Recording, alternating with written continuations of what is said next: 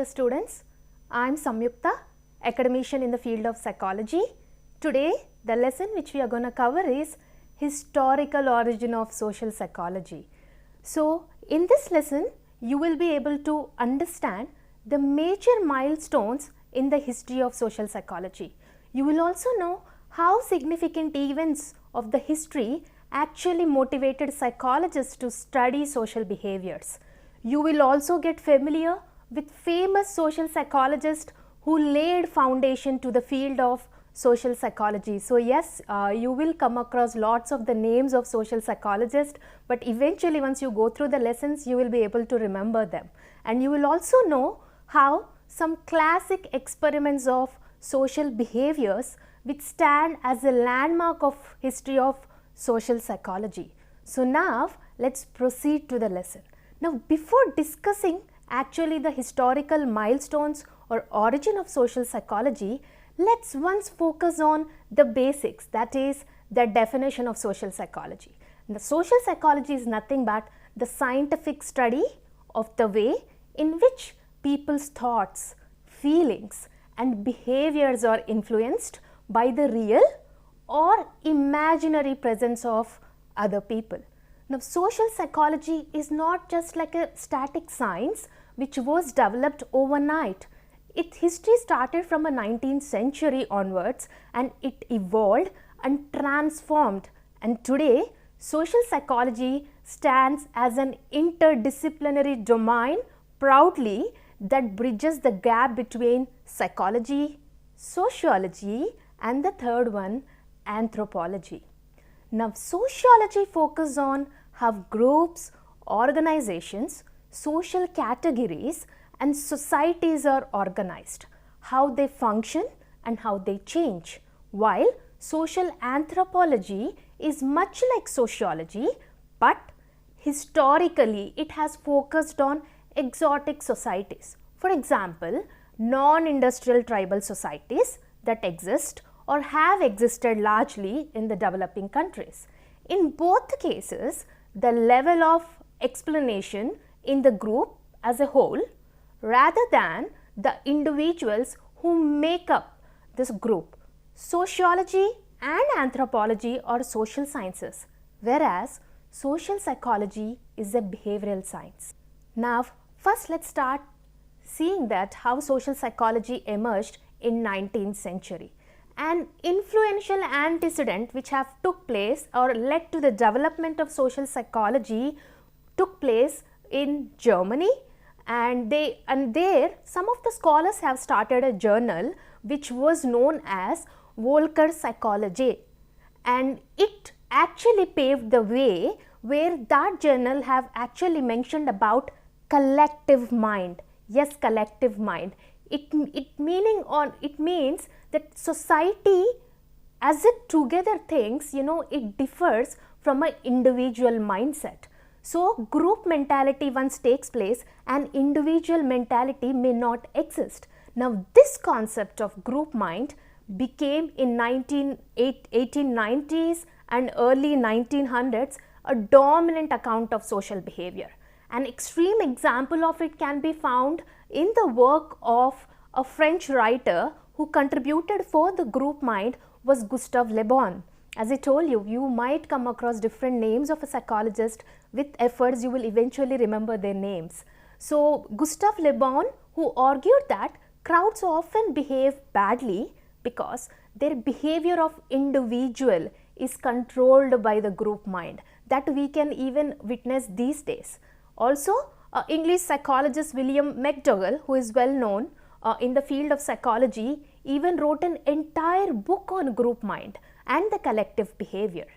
The two early textbooks, I would say, if you are talking about the history of social psychology, these are the first two textbooks which, or the books I would say, which mentioned about psychology, and they were written by McDougall and American sociologist Ross. These are the two people who wrote or who mentioned about the social aspects, though not completely, but to some extent. The topics which they covered are the nature of sentiment, moral conduct, volition, religious conceptions and the structure of character. Well, Now, whenever we talk about a history, the first question comes, no, what is the first experiment which took place? Well, there were the other experiments, but officially the first experiment which was published was by Norman Triplett. Triplett's famous experiment was on the social facilitation effect. Triplett realized that cyclists tend to have faster cycling times while riding in groups. Triplett went on to demonstrate the social facilitation effect in a controlled environment and discovered that children performed tasks in pair versus performing alone, and found that when they were in pair, they were performing better than alone. So this says that when there are others are present, we perform a better behavior, or we do our best. Actually, social psychology experiment may have been performed earlier also by Max Ringelmann, and Ringelmann was actually a French agriculture engineer who conducted an investigation into the maximum performance of workers who pull a load horizontally. During his investigation, he found the evidence of productivity of loss in his experiment group. Now, this is nothing but social loafing, which means when you are in a group, you may not give your fullest.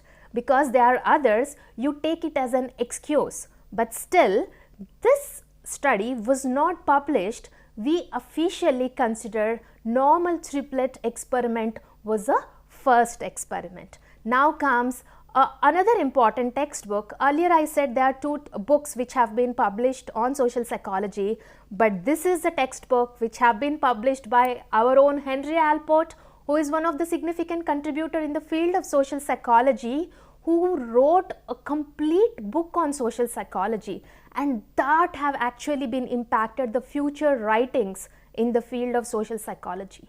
He was particularly interested in public opinions, attitudes, morale, and rumors.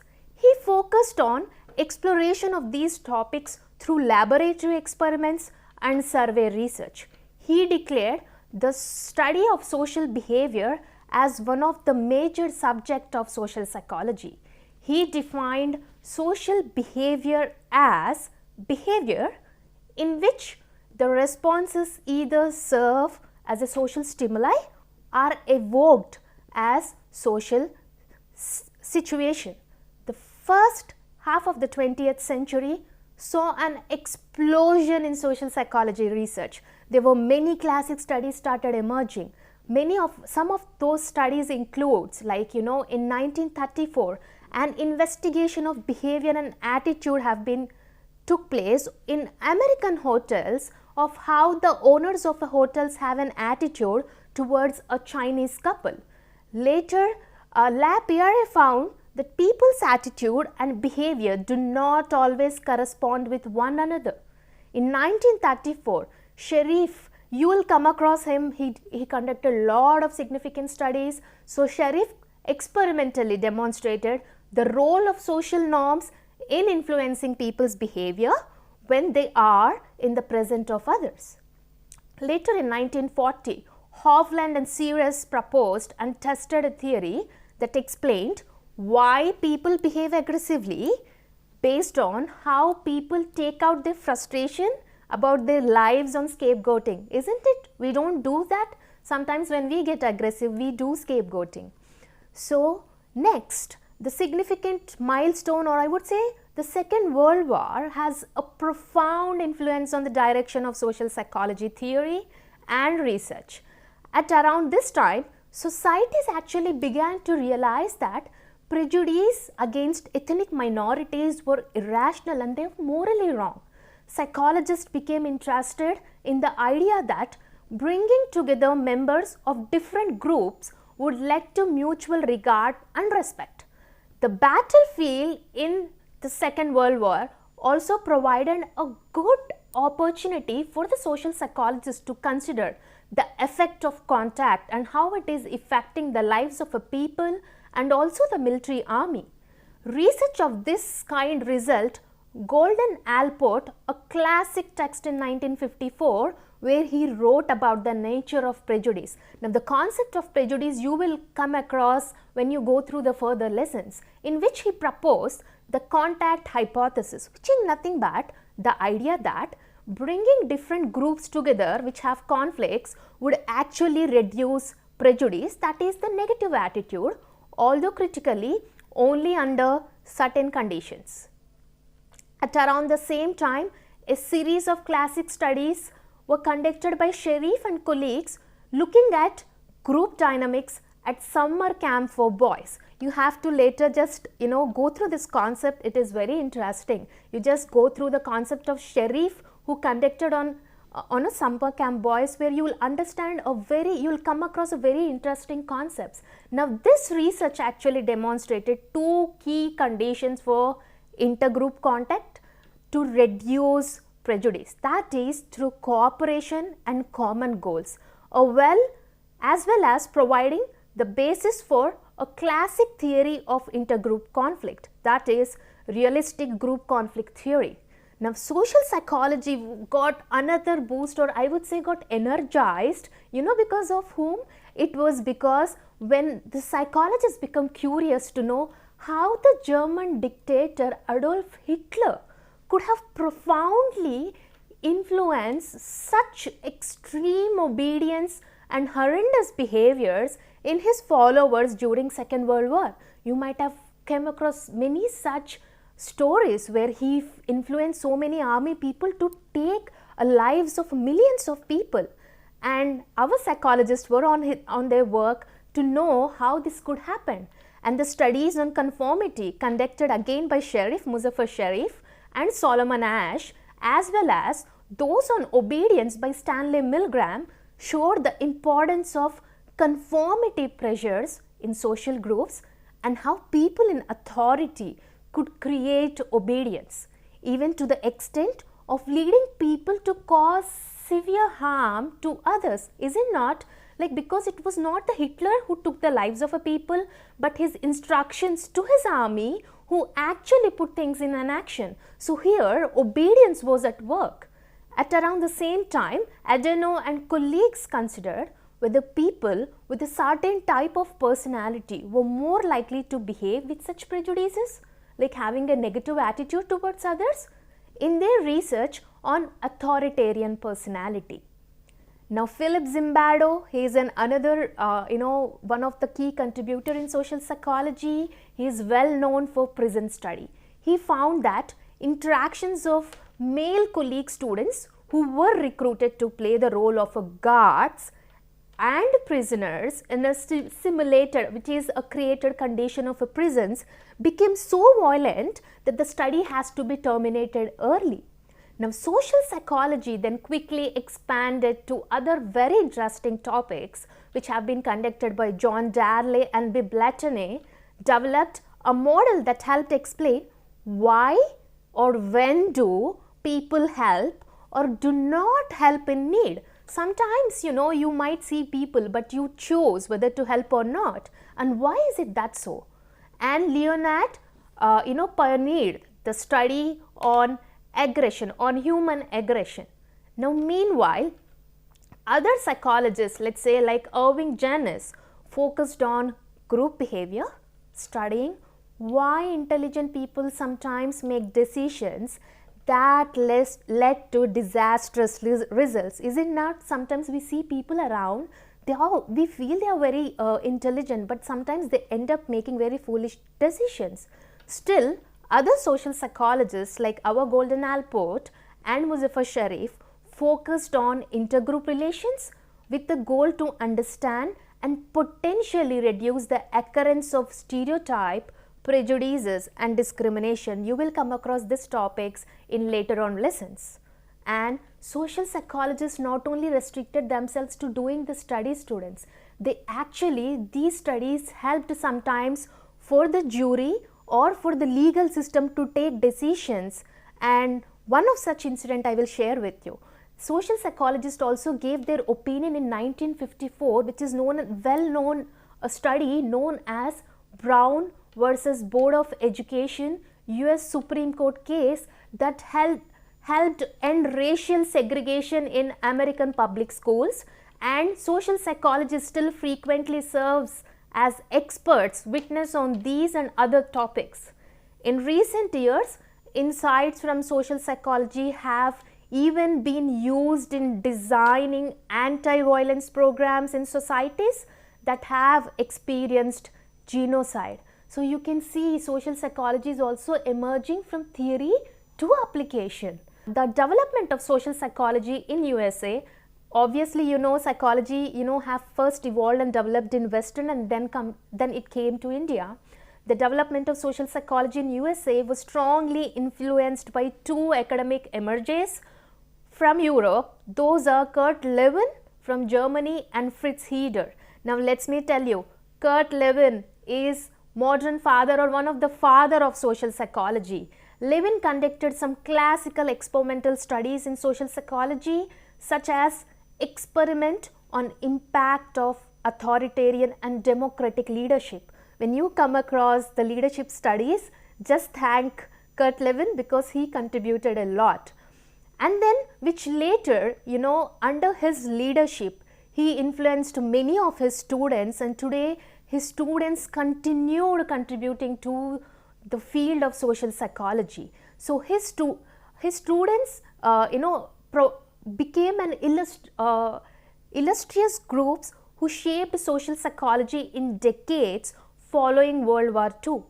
Now Lewin instilled his ideas in his graduate students, as I was telling, and let me call out some of the names of his students. His students includes Kurt Bach, Darwin Cartwright, Morton, Leon Festinger. About Leon Festinger we are going to learn soon. I am going to mention about him again.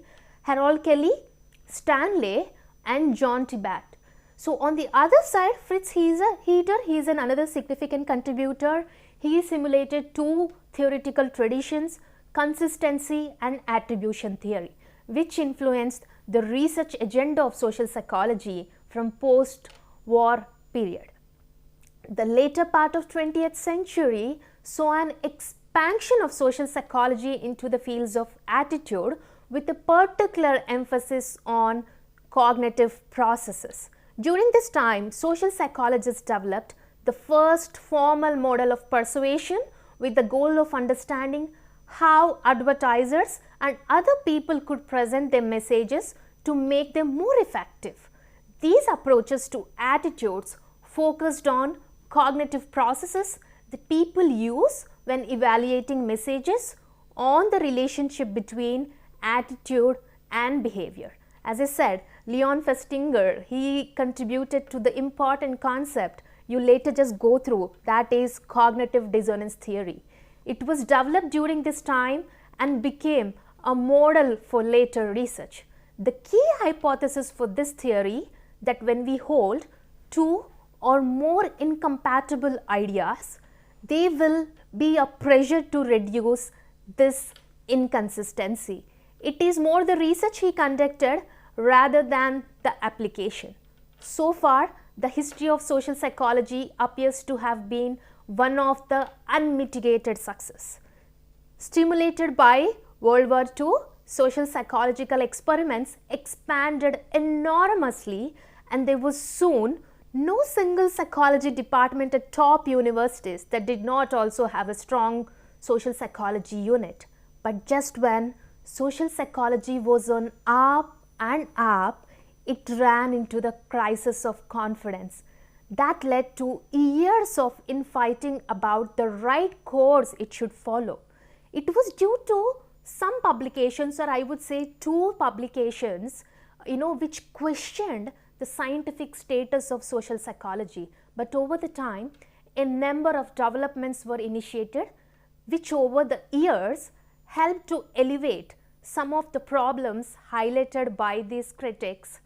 And in 21st century, the field of social psychology has been expanding into still and other areas. For example, it includes an interest in how social situations influence our health, our happiness, the important role of evolutionary experiences and culture on our behavior, and the field of even the neuroscience. It touched even the biology side.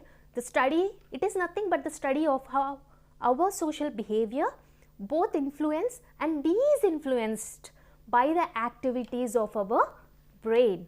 Now, social psychologists continue to seek new ways to measure and understand social behavior, and the field continues to evolve. To sum up, social psychology today is an exhilarating and thriving enterprise.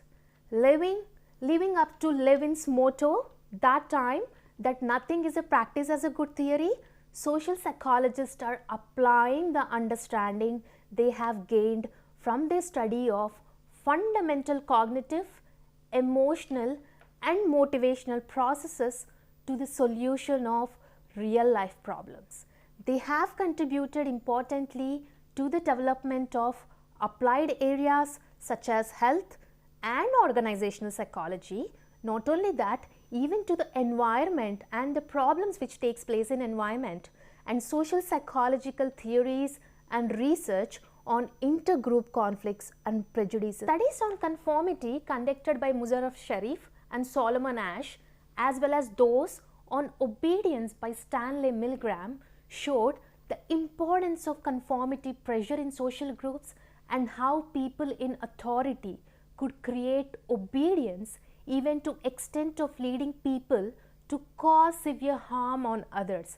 Is it not? This credit actually goes to Adolf Hitler, because the social psychologists become so curious that how an instruction by Hitler can make so many, some thousands of military German army troops to just do such inhuman behavior of killing innocent people, putting them in gas chambers without thinking of the consequences.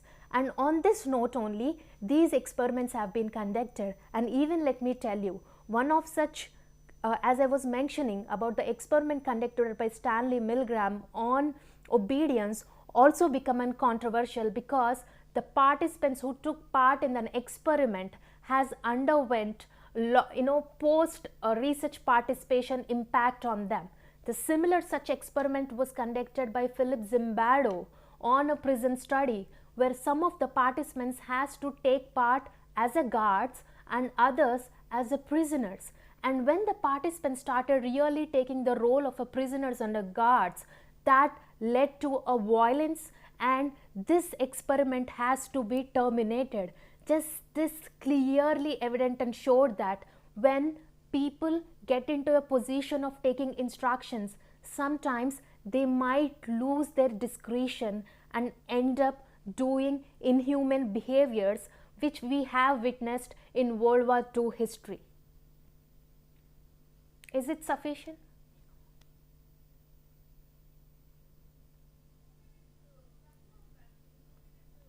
Done. Okay. So I'll repeat this to sum up, and I will elaborate on that, ma'am. Okay. Now to sum up, social psychology today is an exhilarating and thriving enterprise. Living up to, I hope you remember from Kurt Levin's motto, I already told you, he is the father of social psychology, that nothing is a practical as good theory.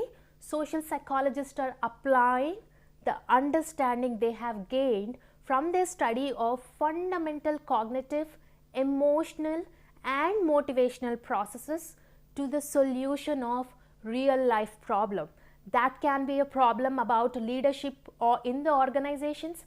That can be a problem of people who are suffering with some mental health issues or physical health issues, and changing their attitude to go to a practitioner, or that can be an environmental issue like littering behavior, reducing a pollution, how to make people wear helmet. All these things comes under social psychology.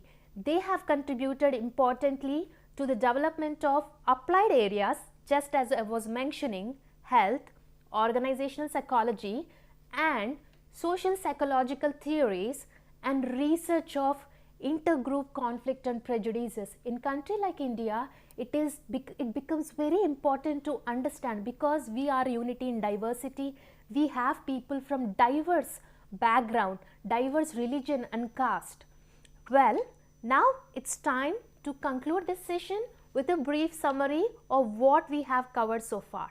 The two early textbooks which caught the attention of psychologists who were interested in social behavior were written by McDougall and American sociologist Ross. The first experiment was published by Norman Triplett, and Henry Alport was the first one who wrote a complete textbook which impacted the future writings in the field. The World War II, as I said, Adolf Hitler offered a platform for social psychologists to dwell deeply into social behaviors such as conformity, obedience, and group conflicts and racial prejudices.